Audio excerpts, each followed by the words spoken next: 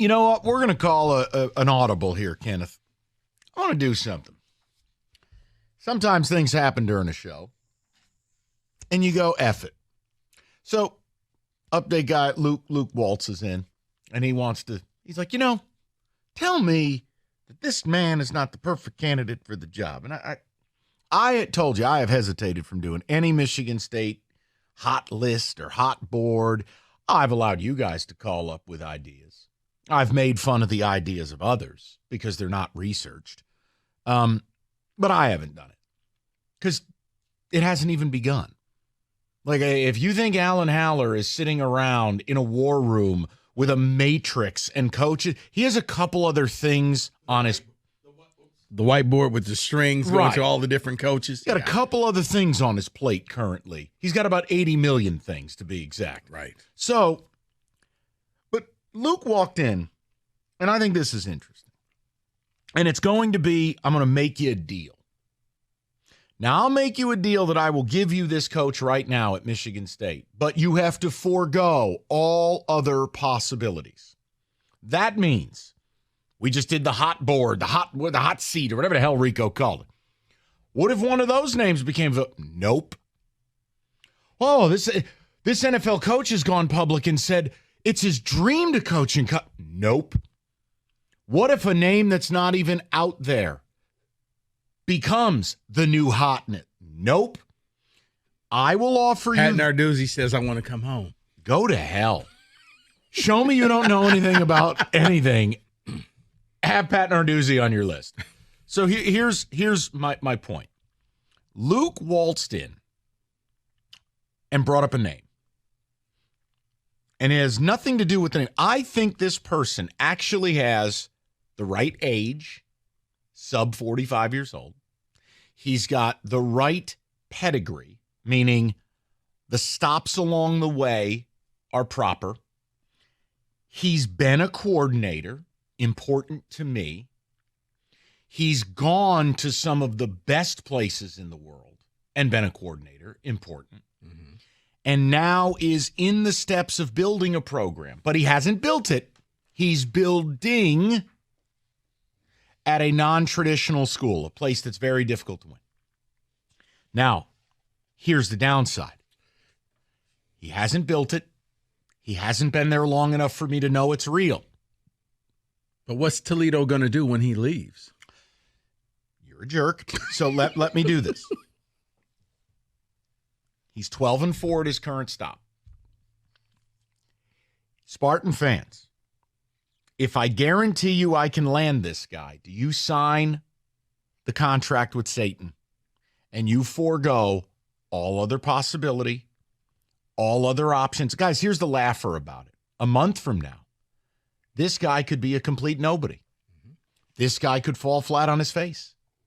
A month from now, you could see someone somewhere who's not on a hot list become the number one coaching candidate in America.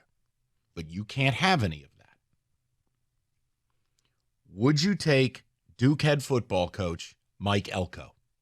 Luke Sloan's personal selection. So Elko is 43 years old. Elko has had stops at Bowling Green as a defensive coordinator. He went from Hofstra at 1AA as a DC, went to Bowling Green as the DC, immediately turned him into a top 10 defense, went to Wake Forest at a DC, went to Notre Dame and immediately turned them around, was immediately poached to go to Texas A&M, where he had them as the number 3 defense in America, and then he's been the head coach at Duke since last year. They won 9 games last year. They're 3-0 this year with the upset of Clemson.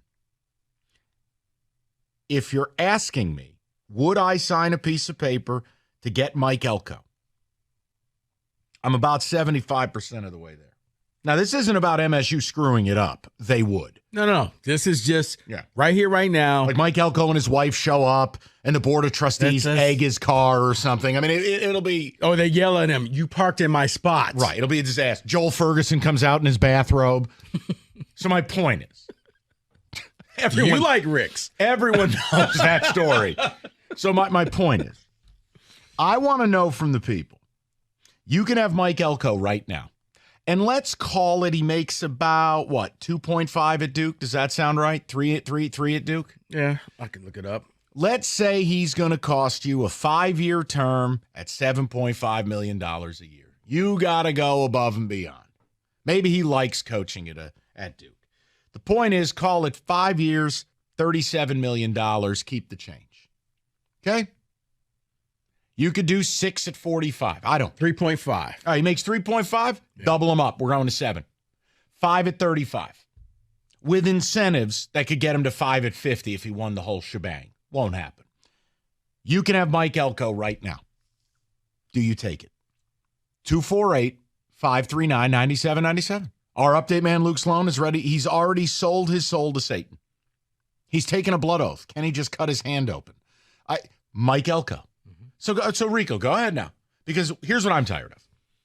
The coaching search stuff is getting absurd because you got Wojo coming on in the morning. Oh, dear God. Basically like, listen, why don't they just hire Muddy Waters? You know, the perfect coach could be sitting in the MAC, and you guys, you know, it's a cute little job going to Michigan State, and you don't expect much, and, you know, you can win from the MAC. It's like, wow, really? This is what we're reduced to. Welfare coaching. All right. MSU's got their WIC card out to go hire a coach. Right. I'm sorry, sir. Baby formula is not covered. Right. We'll pay you with your bridge card. Here you go. So here's what I'm asking you. Is Mike right here now, Rico? Yeah. You're Mr. Hot List. I'm Rico Beard. I'm talking to the movers and shakers. Man, F that. I can have Mike Elko descend upon East Lansing in a hot air balloon. Would you forego any other options? It doesn't matter what happens here on out. Right. Would you accept that? That's a no. No. I think I would accept that, Mike. It would not be the sexy name that Spartan fans would want in there. It wouldn't bring you like instant gratification like Coach Prime. Oh, by the way, that's getting trademarked. Just wanted to let you know. Coach Prime and what he's doing at Colorado. But I think long term, you have your coach. You would have your guy. And yeah, with that price, $7 million a year for 5 years. Yeah, I think that would work. Knowing he's going to come in here and fix something that's been broken for 4 years, the defense. Yeah, you know what? I like his track record. If you could do it at Duke, you could do it at Michigan State because Duke ain't a football school. They didn't pour a ton of resources in Duke football. Have you ever gone to Duke, Mike? The stadium literally looks like a high school stadium that's beneath the ground. The stadium has a name. It's Wallace Wade. Let's get it right. Okay. That is a cathedral of college football. Yeah, it's buried underneath the ground. You literally walk past it on your way to Cameron. You have to look down and be like, oh, that's where they play football. Yeah, I would do it. I would do it in a heartbeat because, yeah, Michigan State has all the money, all the resources. It's an upgrade for him. As you said, you've done it at Notre Dame as a D coordinator at Texas A&M. Yeah, I would just love to see Michigan State as a top 40 defense. Yes, I would take it. Here's your problems with Elko. He doesn't have a lot of experience. And as hard as it is to coach at Duke, it doesn't have the political forces that Michigan State has. It doesn't have a big boy feel to it. It's still Duke. It's still the ACC. The ACC is the minor leagues. No, but it does. Here's the one positive, though, coaching at Duke. He knows you're not the big fish on campus. So Duke's a basketball school. He knows when I come to Michigan State, that's Tom Izzo. He's going to get the majority of the attention, at least unless the problem is you don't know if he's built it. Right now, he's a guy who's had a good year and 3 games. What if the rest of this year? Now, this is why I asked you. Deal with the devil. If he ends up 6-6 this year at Duke, you're still stuck with him. You just hired a coach that was 5-7, so yeah, you're still ahead. No, because I understand. No, I'm telling you. Yes, this could all go south, but I'm looking at the fact that MSU has resources. They got everything that he would need. If you've been successful in all these other places and turn things around, at 6-6, I would be okay because I would look at that as a blip on the radar. Now, if you're State, be smart. Don't have a ridiculous buyout where, you know, he's your coach for life. If it doesn't go well, you got an out. Sid, listen, here's the other thing that concerns me. I understand the way of doing things at MSU for a long time has been you wanted a guy with a defensive pedigree. Fair. Noted.